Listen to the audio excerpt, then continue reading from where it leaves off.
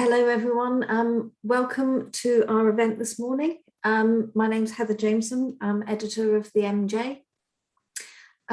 We are here today to talk about local government finance.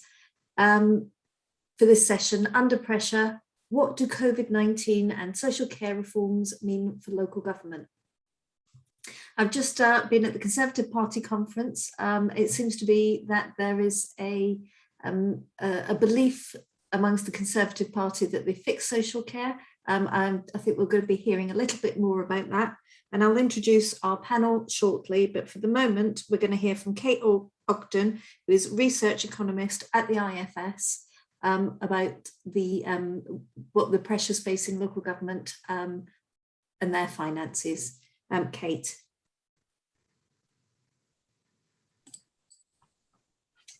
Hi, thanks, Heather. Good morning. I'll be presenting some key findings from the chapter that we've published today, which is joint work between myself, David Phillips, and Cian Sean from Cardiff University. I'll be focusing on the picture for councils in England, but Cian will be saying a bit about Wales in a moment. So I'll briefly summarise the impact of COVID on council finances in this year and last year. I'll then look out to the medium term at how council spending needs might evolve and what options the Chancellor and councils have for raising revenues. And I'll briefly discuss some issues around upcoming funding reforms. Councils have played a key role in helping deliver much of the public sector response to the pandemic, taking on new responsibilities, supporting rough sleepers and those shielding, and paying out grants to businesses. At the same time, the need for PPE and social distancing has increased the cost of delivering their existing services. The economic effects have also hit councils' income from high street parking and leisure centres. Altogether, councils estimated the combination of extra spending and lost income amounted to £9.7 billion in 2020, 17% of pre-COVID budgets. In total, government more than compensated for this. Between extra grant funding announced through the year and a scheme to compensate councils for some lost income, we estimate councils received more like £10.5 billion in support. This suggests the sector as a whole received slightly more than it needed to deal with the COVID pressures reported last year. But there are a few things it's worth saying about the government response. Firstly, they gave out funding using quite rough formulas based on factors like population and deprivation, which were expected to drive spending. But allocations weren't based on councils' own specific needs, so some will have been given too little. Also, government only partially compensated for losses of income. This will have meant those councils that depend heavily on these income sources will have lost out. While overall the sector had enough, it's not the case that all councils will have done. In England, government has had to step in and provide additional specific support to 10 councils, relaxing limits on their borrowing. We also saw 2 councils, Croydon and Slough, issue Section 114 notices. These are an emergency measure to halt all but the most essential expenditure and allow councils the time to get their finances back in order. Given the scale of pressures facing councils, we might well have seen more Section 114 notices without the kind of support that government provided. Turning to 2021, some of these pressures will continue. Councils are still facing higher costs and spending on constant contact tracing and encouraging people to get vaccinated. We might expect more of their residents to need help in the coming months to avoid homelessness or to retrain. And we've still not seen people return fully to high streets or offices. Councils have forecast that they'll face pressures of £3.2 billion in the first 6 months of this financial year, so up to this September. We don't have estimates for the second half of the year yet, but if pressures persist at half the same level as they were expected to between July and September, this could take total pressures over the year to £4.5 billion. So far, government has announced support of £3.8 billion for English councils.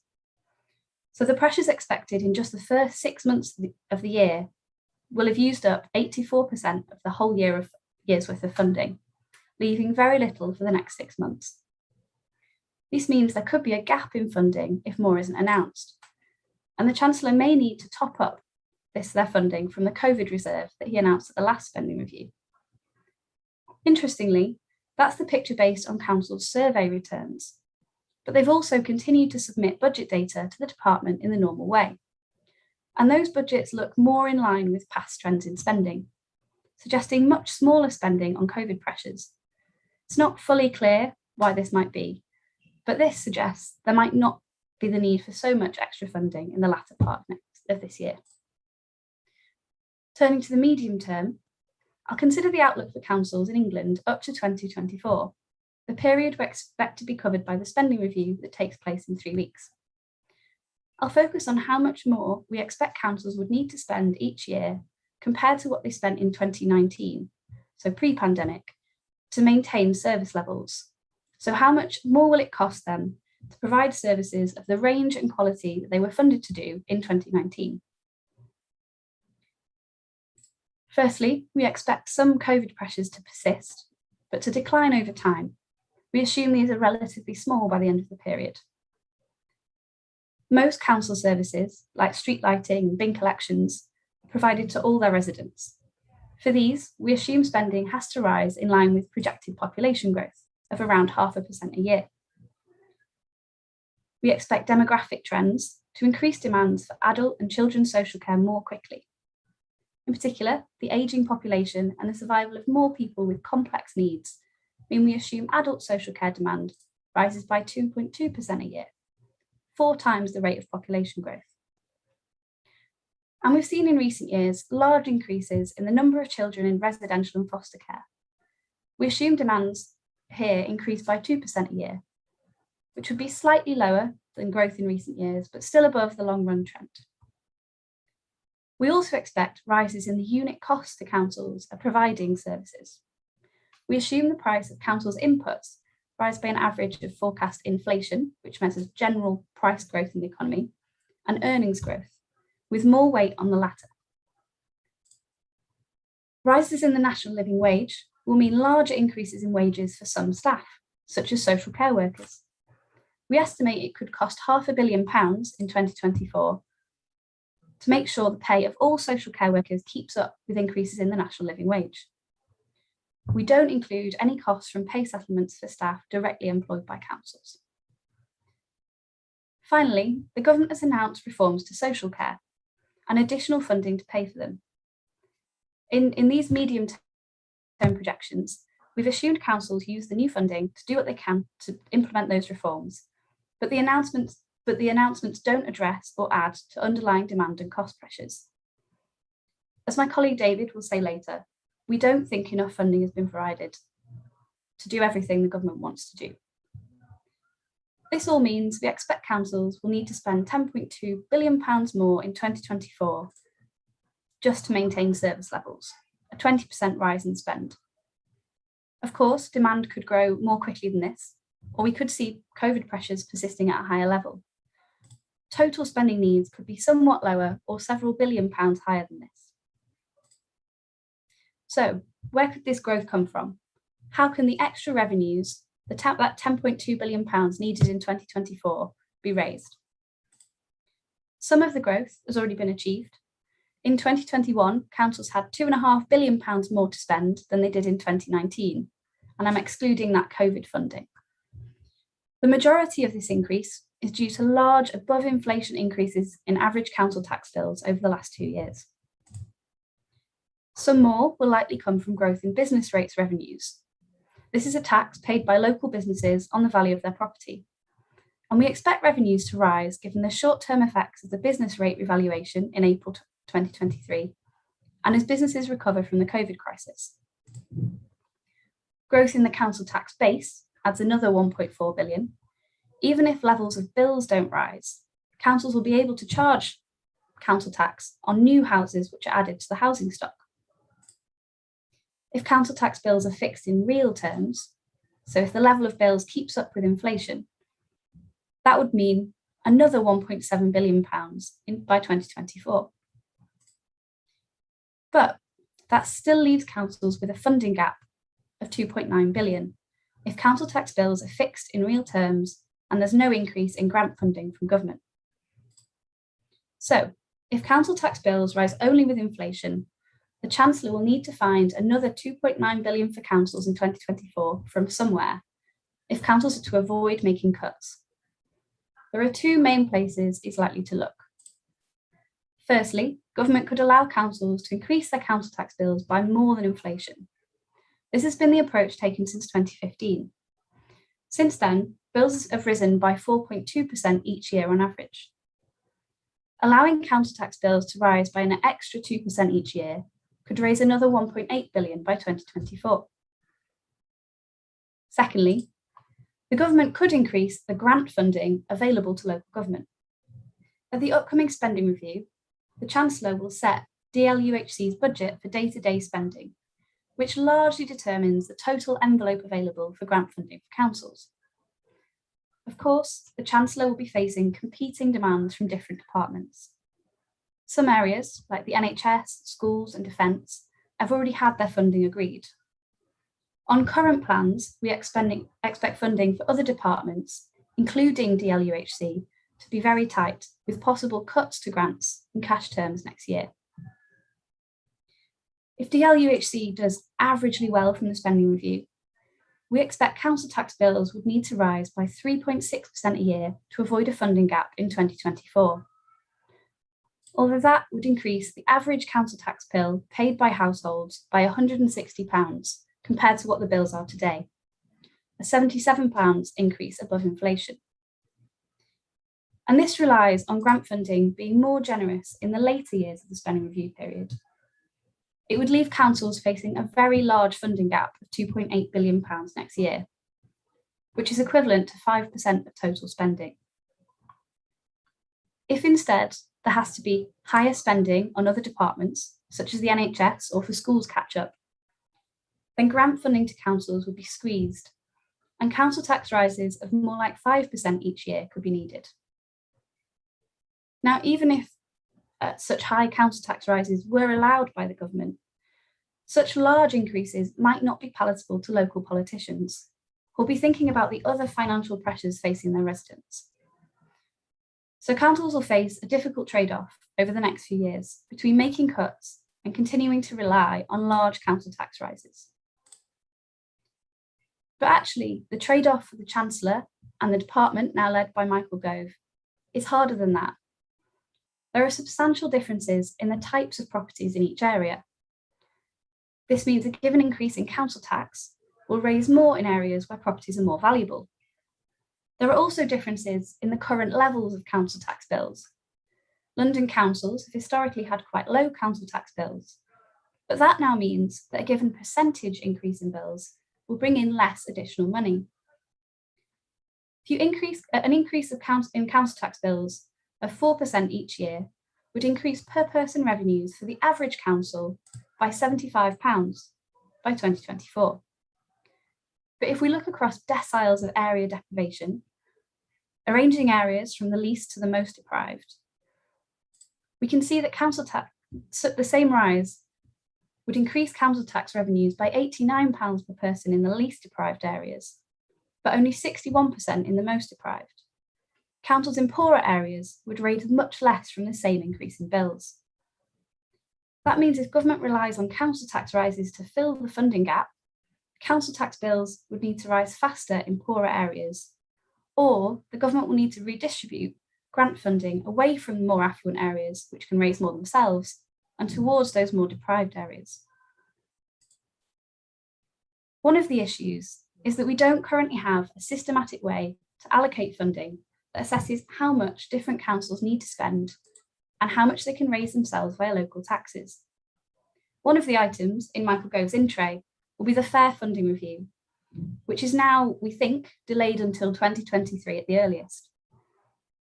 This is designed to address this issue, and this matters a lot because, for instance, the formulas used to allocate funding between councils are out of date and still based on population sizes and area characteristics from 2013.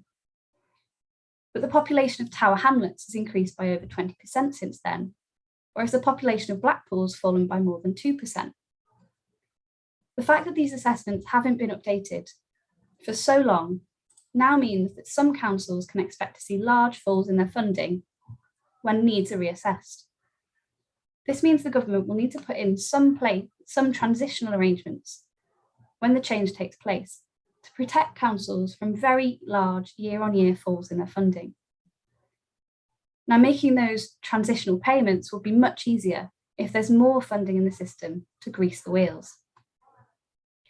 But ultimately, a system better able to allocate resources to the areas that need them will mean funding can be better targeted and might reduce the amount of funding the Treasury has to provide overall. So there are advantages for the Chancellor looking into this. We also discuss in the chapter some more issues around upcoming funding reforms, devolution and adult social care. David's going to say a few words about adult social care in a moment. But just to summarise briefly, councils have played a key role during the COVID crisis. The sector as a whole was relatively well compensated in 2020, but the funding so far announced for 2021 may not be sufficient. Growing spending needs and a relatively tight spending review will mean councils need to rely on further above inflation increases in bills if they're to avoid cutting services. Even then, next year looks especially difficult. The council tax rises will raise less in poorer areas, meaning bills will have to rise more quickly or government will need to reallocate funding. And this is one of the reasons that those delayed reforms to the funding system really do need to take place.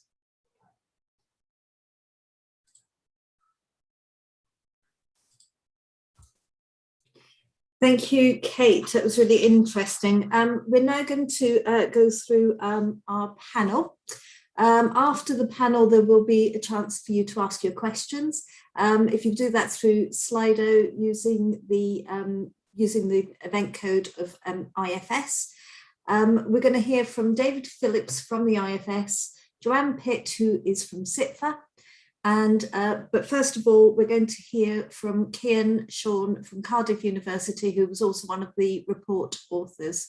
Cian. Yeah, thank you, Heather and Kate. So this morning, I'm going to focus on the outlook for Welsh Council finances, and specifically, I'm going to highlight 3 things to look out for over the next 3 years. So firstly, a big factor influencing the outlook in Wales is how councils decide to allocate funding that's notionally provided to schools.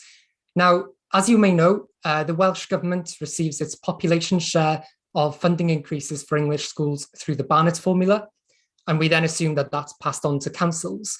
However, unlike in England, most schools funding in Wales is still delivered through the unring-fenced revenue support grants.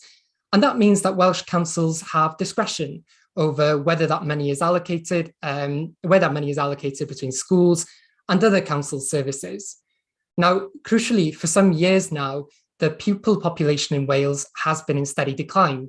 By contrast, the numbers in England are rising and will continue to do so until about 2023. And that means that Wales has effectively benefited from and will continue to benefit from a multi-year school settlement that's predicated on rising pupil numbers in England, even when its own pupil numbers are falling. And that impact is quite considerable. So the funding that's notionally provided for Welsh schools is roughly twice the amount required to meet their projected spending requirements between 2019-20 and 2024-25. Now, that could potentially allow councils to use the excess funding to ease pressures in other areas, like social care, for instance. In fact, in this scenario, we project that councils could get by with annual council tax increases of only 2% a year for the next 3 years. By comparison, they would need increases of more than 8% a year to meet pressures in other areas if schools received their funding in full. Now, of course, whether or not councils actually benefit from these demographic trends depends on the extent to which that decreased demand for school places actually translates into lower input costs, like a smaller workforce, for instance. And that may well be less plausible in the wake of the pandemic, given what we know now about the increased demand for catch-up learning, for instance. Secondly, the outcome of the spending review and subsequent UK government spending decisions will potentially have a relatively greater impact on Welsh councils compared to their English counterparts. And this is simply because of differences in the composition of councils' revenue streams.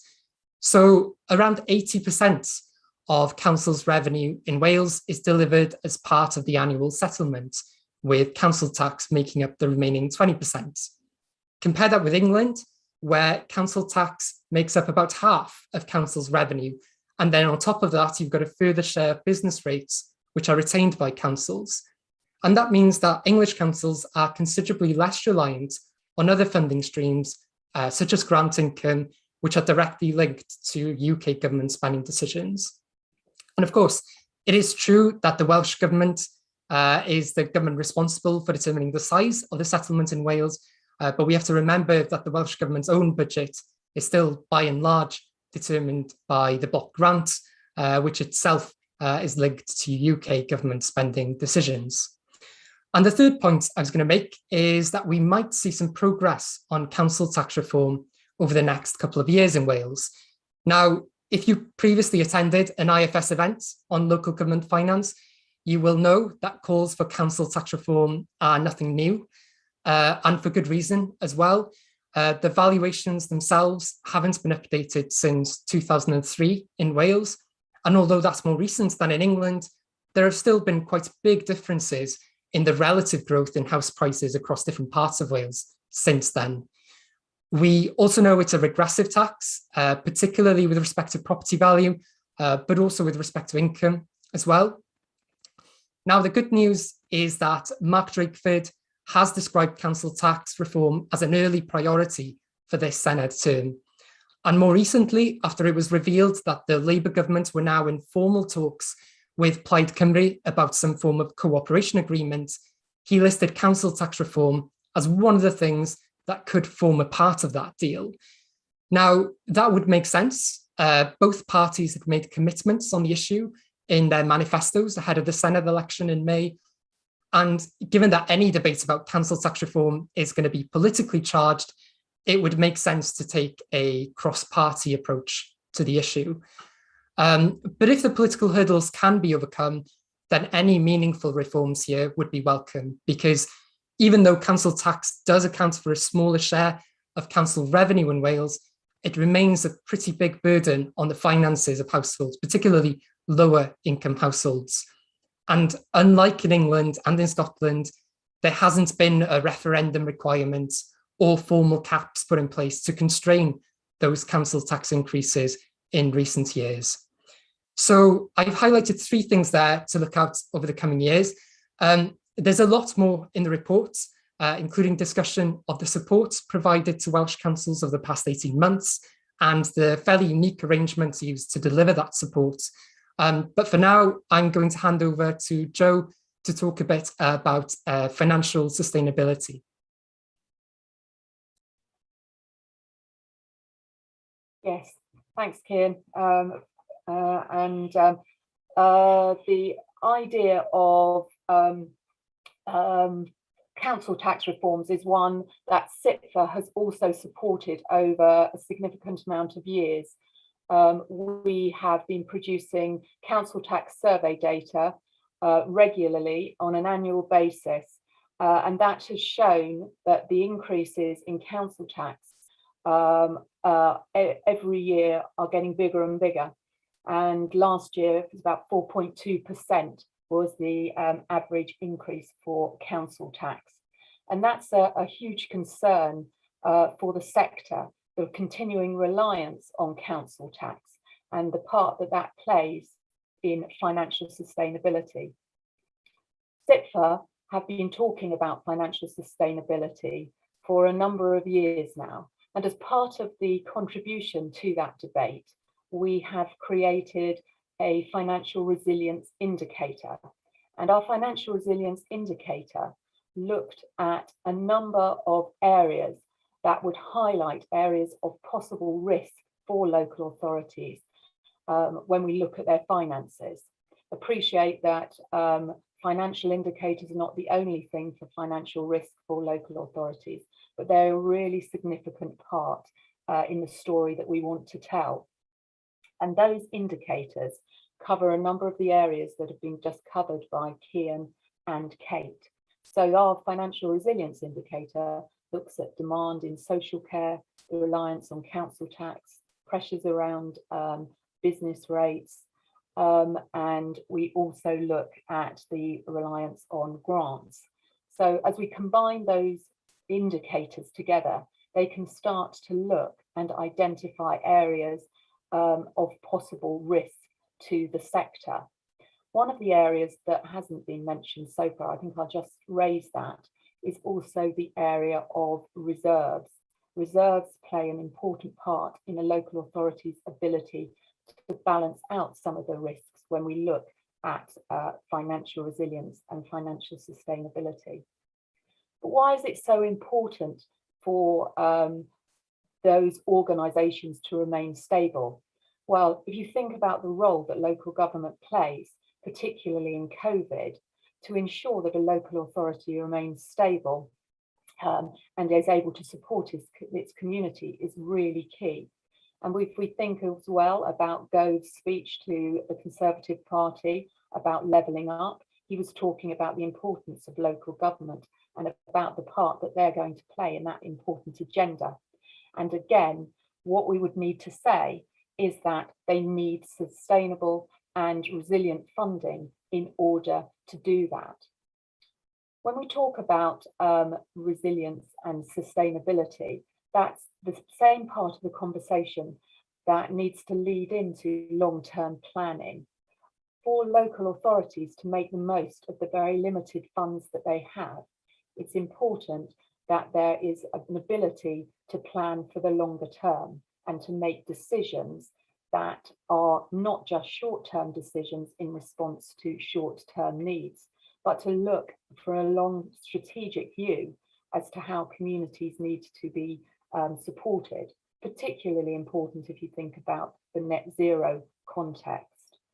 And so when we talk about sustainability, we're also talking about the ability to plan for the long term, and that improves value for money, which is a key factor, and it improves better decision making, and it allows for better outcomes.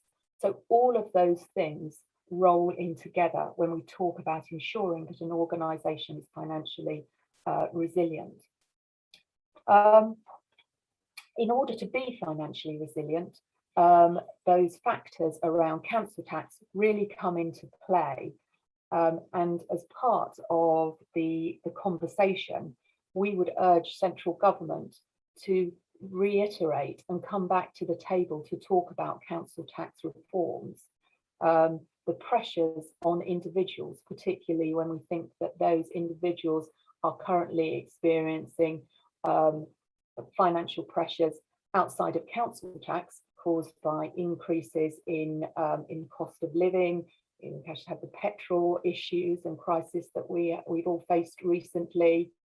The emphasis on council tax is not going to be one that can be supported continuously going forward. And we also see some changes in business rates, with retail and the high streets suffering as a result of COVID.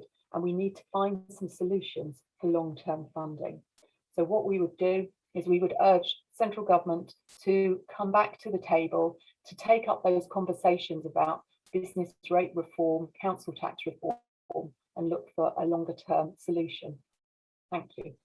I'll now pass on to David, who's going to pick up about council tax, social care. Thanks, Jo. And I couldn't agree more that we need to be thinking about, the long-term sustainability and the ability for councils to plan for the long term. I have an article in the MJ actually today suggesting that maybe certainty for councils is too much to ask, but clarity should be the goal from the coming spending review. What I wanted to spend a few minutes talking about now was adult social care services. So that's one part of the chapter alongside the Welsh analysis that Kate wasn't able to go through in the presentation, but is a very important part of what we look at. So as Kate highlighted, adult social care services are one of the big drivers of the overall increases in councils' funding requirements going forwards.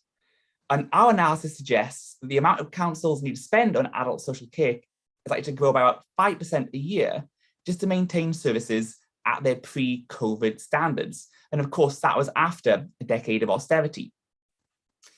However, the government doesn't just want to maintain services, it also wants to expand provision. And we had its new plan, or its so-called new plan, really an old plan, somewhat reheated, announced last month.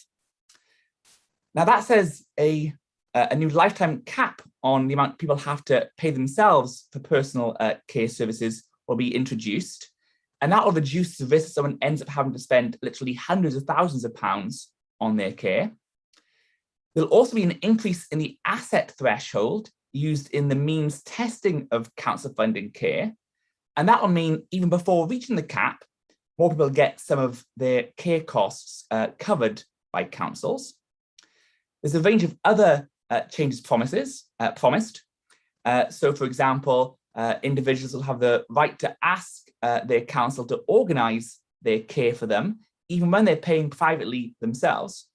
And that can make life not only easier, but also their care cheaper, given that councils have often negotiated lower prices from care providers. Funding is also provided, though, to increase the prices that councils pay, though. And that's to address historic claims of underfunding by councils, and also account for the fact that going forwards, if there's more people entitled to sort of council-funded care, and they can, access council-funded rates, even if they're paying themselves, well, there'll be less scope for cross-subsidy from private payers.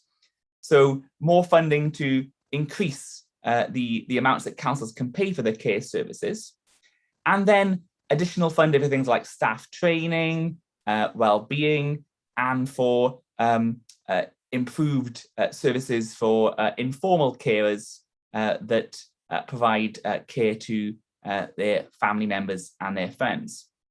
So all of these things are very laudable things to want. I think a key question is how they'll be paid for. The government is providing £5.4 billion from the new health and social care levy over the next 3 years to pay for the rollout of these reforms. Now, looking at the individual components, the new cap and change to means tests are set to cost about £2.5 billion over that period, and about £500 million is being promised for the staff training and welfare measures. So that leaves about £2.4 billion, or £800 million a year on average, for the other parts of the package. So, for example, increasing the kind of amount provided to care providers, the support for informal carers, more money for home adaptations, and supported living. Now, given that estimates suggest that across England as a whole, there is already a gap of around 1.5 billion or so between what councils pay and what care providers need to provide services and earn a reasonable profit, it looks like to us that councils may struggle to deliver on all of the government's aims with the provided funding over the next 3 years. Looking to the longer term, the government hasn't said how much funding it will provide or how much its reforms will cost. But our analysis suggests that costs could amount to around £5 billion a year, almost 3 times as much as being provided per year over the next 3 years.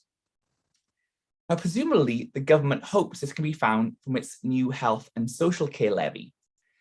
But that will only be true if the proportion of the levy that has been allocated to health services can be cut. And we know sort of from history that actually, once you give money to the health service, it can be hard to then claw that money back. And I think the big risk is that without sufficient funding, councils may end up having to tighten the other type of assessment they do, the needs tests they use alongside financial means tests to work out who they'll fund care for. These needs tests have already got much more stringent over the last decade, so much so that the number of people getting care has fallen by about 30% despite an aging population. And if councils don't get enough funding to pay for the social care reforms and need to further tighten these needs tests to pay for the cap and the relaxed means tests, well, that could mean some poorer people who would currently be eligible for care actually lose access to that. They no longer pass the tighter needs test in order to pay for additional coverage of other, typically financially better off people now covered by the cap or the more relaxed means test. So without additional funding, you could see some people lose out, typically poor people lose out to pay for social care for typically better off people. And that leads me to the final point I wanted to dwell on. Even if government does fund its reforms in full, avoiding the need to further tighten care needs assessment, there is no funding to undo previous tightenings of these needs assessments. And that's important because the cap and higher means test threshold will only apply if people also pass the needs test too. So people can still face costs in excess of the cap for care that they feel they need, but the council doesn't deem they need to get. So the care cap isn't going to apply to everyone. It only applies to those the council thinks will pass their needs assessment. And those assessments are pretty stringent at the moment. A large proportion of people get declined care based on those assessments. Relaxing those needs tests and doing other things like raising the pay of social care workers, that isn't covered by the government's funding plan, even in the short term. And that would cost billions more on top of the 5 billion or so we think is needed for the government's plans. So, potentially big issues down the line for councils with social care. So finally, our report also discusses a number of other challenges that councils could be facing, not least the interactions between social care and the broader local government finance system, and also the issue about how funding will be allocated between councils. That matters a lot, not just the level of funding overall, but how it's given to councils. Our report also looks at those issues in some detail as well. So I suggest, if you're interested in social care and the outlook for it, do take a look at the section in our report covering those issues. And on that, I'll hand back to Heather, and she'll set us up for some questions from viewers. Okay, thank you, David. I think before we switch over to, and in fact all our panelists, before we switch over to Slido, I see we've got a couple of questions come in, but do feel free to put some more up there, viewers. If I could just start off with a question for you, David, myself. At the moment, are we effectively asking the public to pay twice for national insurance? The belief at the Conservative Party conference really seemed to be, oh, we've sorted social care out. Now you're paying a national insurance increase. We're now going to be asking people to pay a council tax increase as well. And the chances are that the services they're going to get, because the funding is just not there at the moment and won't be for a few years, is there a chance that we're asking people to pay twice? I think you're right that there will be more than one tax rise to pay for social care.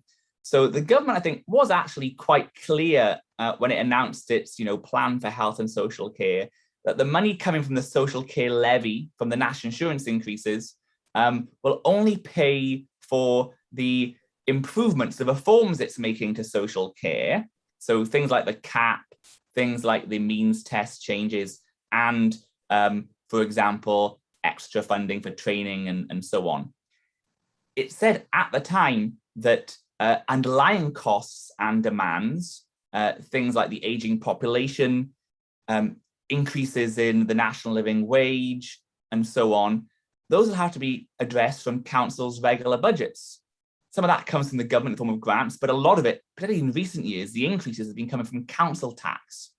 So I think the government was sort of upfront on this, if you like, but that does mean, of course, that, the social care levy isn't the kind of, the sort of savior of social care. There'll still be big pressures on councils from social care. Firstly, the underlying demands and costs, which the government says, look to council tax for, but also we're not sure the funding provided for the reforms will be sufficient.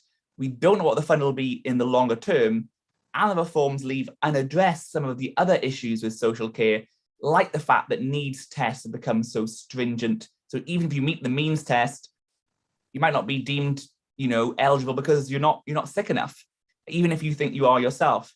So I think social care will continue to be a headache for councils and for many people, given the sort of the range of issues that is still outstanding. Okay, thank you, David. There's another social care one here on the Slido.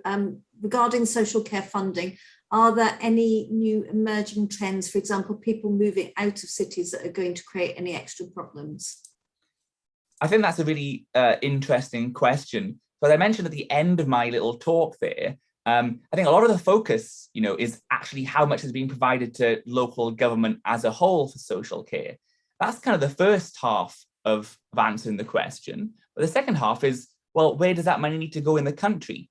And one of the big things we've seen in recent years is that the population has been aging much more rapidly in more rural and suburban places where people often retire to. So, kind of the countryside locations, seaside towns. That's where, the population's been aging more rapidly. I think, we might see, a further trend towards people leaving cities with the pandemic, which would push up those sorts of pressures.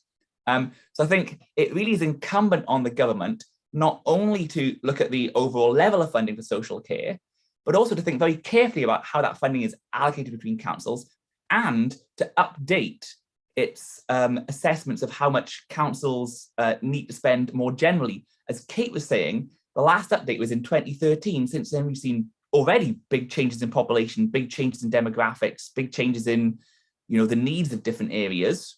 The pandemic is likely to spur even more changes.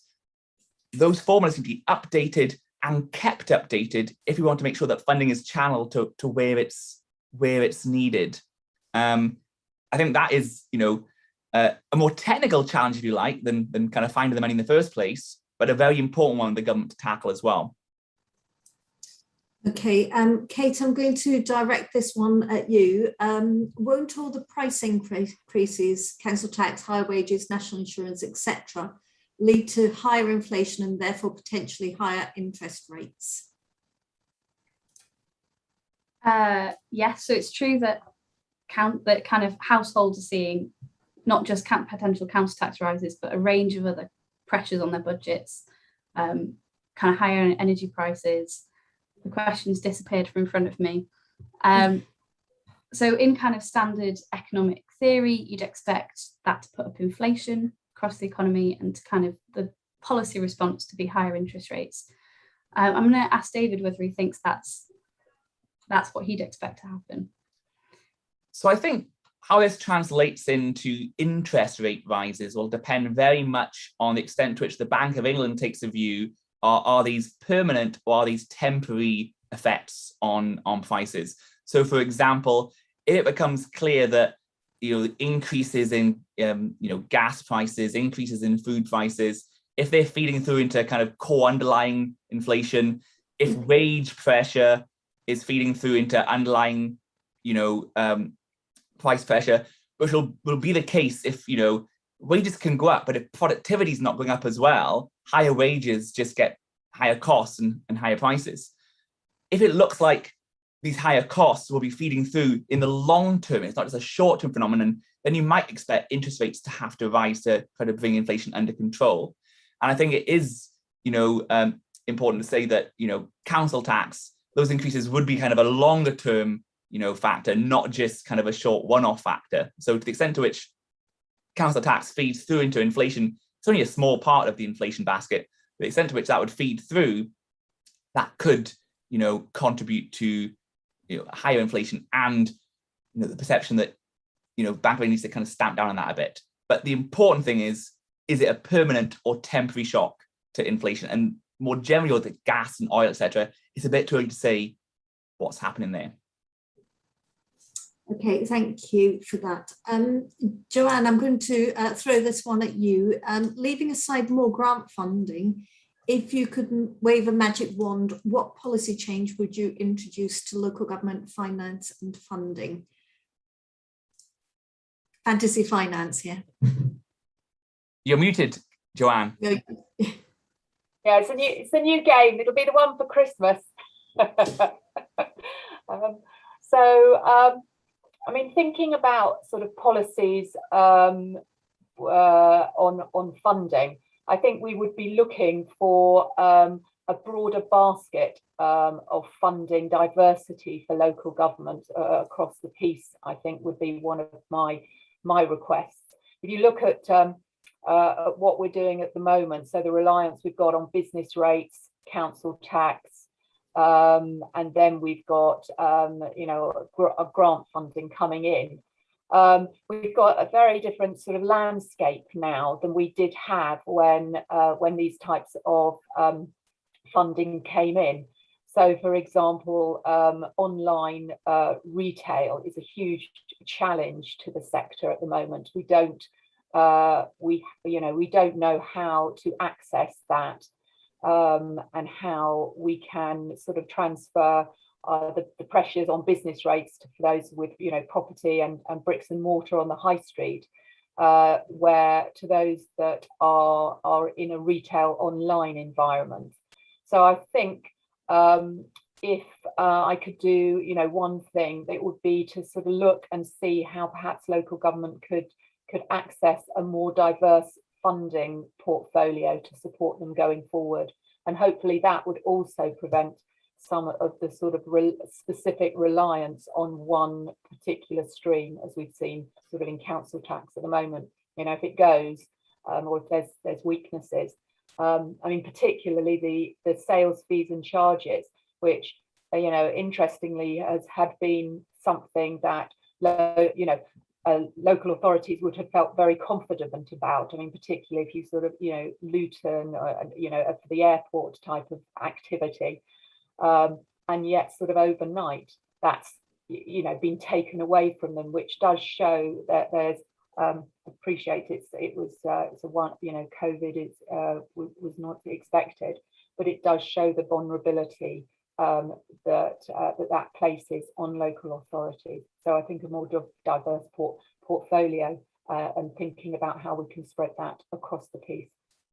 If I could come in very briefly, Heather. I thought you would. And I'd actually be interested to kind of hear Cian as well about kind of like what the kind of like big asks in Wales would be.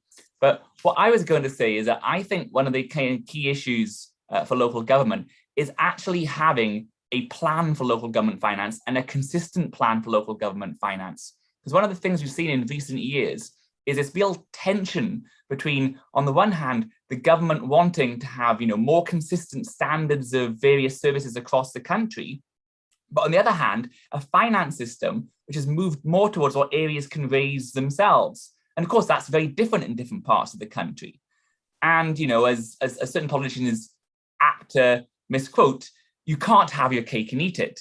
You either need to have more consistent standards, or you need to have funding that's more based on local areas' revenue-based capacity, but realise that will mean differences in what council can afford across the country. So I think we really do need to kind of actually get a real answer to, what is it that you expect from councils, and the extent to which we think services can or cannot vary across the country. That, to me, is actually an important part of thinking about the levelling up agenda. Yes, interesting as well that we're looking at, having spent years asking for longer term finance settlements. I suspect we might get one whilst there's very little money in the pot. It's not really what people wanted. But Cian, I think if we could come to you for your fantasy finance as well, and I think there's another couple of questions which I will pop to you at the same time. One on Slido about how the approach to COVID has been different in Wales, and I would also ask that in Wales authorities have had less cuts. Are they far more stable, or is there still a problem, do you think? Yeah, thanks. So in the reports, we do consider the amount of support provided to councils in England and Wales. But actually, one of the most interesting things to come out of that was the mechanism by which that support was delivered, which was quite different in Wales. So whereas in England, the councils submitted estimates of their spending needs and were compensated based on that, in Wales, they used what was called a hardship fund. So at the end of each month, councils would submit a return to the Welsh Government detailing the actual income losses and additional costs incurred, and they were paid then in arrears based on actual costs incurred. So in other words, the the council's self-reported funding needs actually equaled the amount of compensation that they received.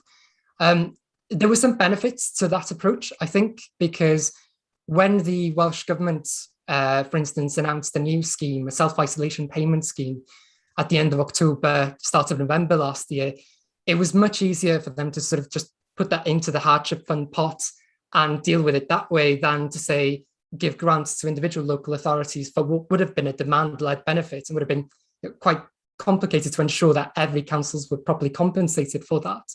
So there were certainly benefits to the approach. There were some differences in the relative compensation given to councils, particularly on the income loss side of the equation.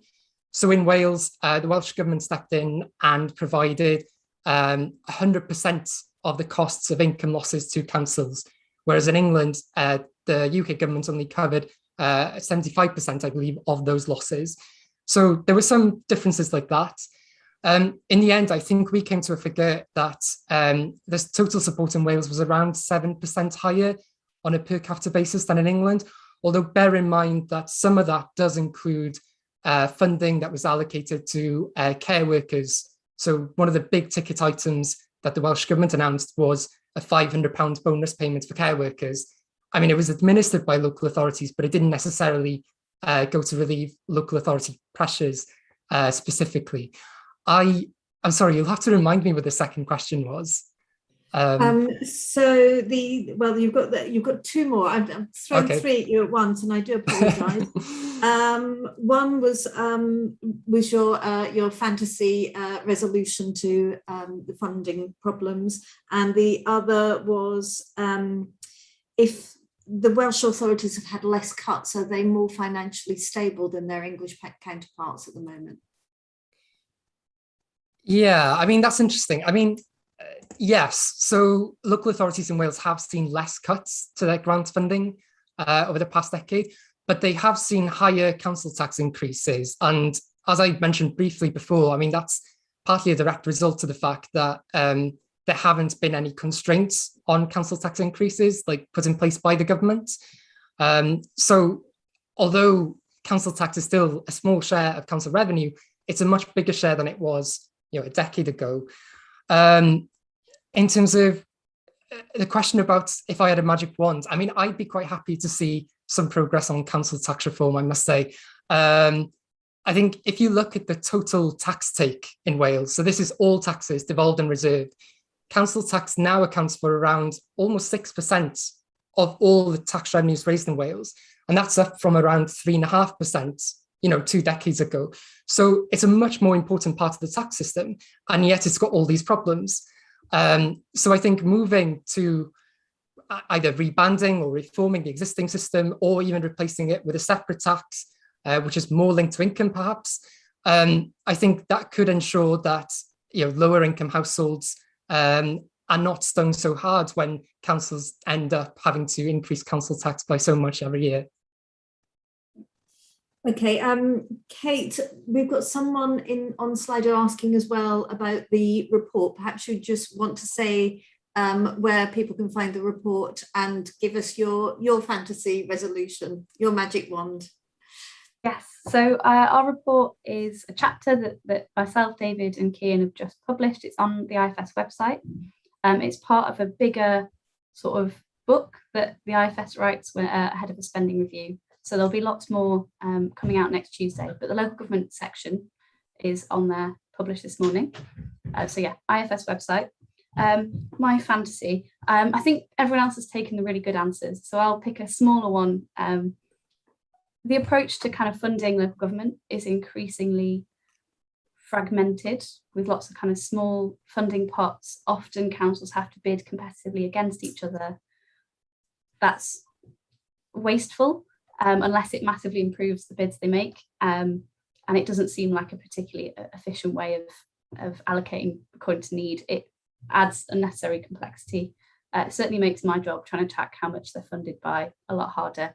But I think for council's sake, and this is something that the LGA has kind of reported on in the past, so less fragmented, more strategic funding would be nice.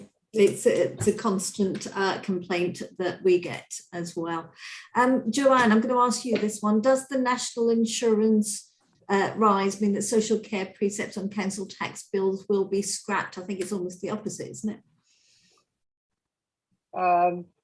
No, yes, I think it's absolutely not going to be not going to be scrapped. I think social care, the announcements on social care by the government the other week, solved a certain part of it, but certainly for local government didn't solve the financial crisis that is ongoing. David's illustrated really well, as this report does, the significant challenges that we've got going forward in social care. So no, that doesn't change it, I'm afraid. Yeah. Okay. David, I think we've got time for this one more. Do we know from historical precedents how the Fair Funding Review will work with population data? Our borough population predictions have been all over the shop. I know this has been a problem in the past, hasn't it? It has, yes. So I think there's kind of a couple of parts to my answer to this question. So the first is what we know from what the government has previously said about their Fair Funding Review, about its plans for population. And what it said in its previous consultation is that when producing the allocations for future years, so every several years, there'd be kind of a full reset of the system based on up-to-date assessments of, councils' populations and other needs factors.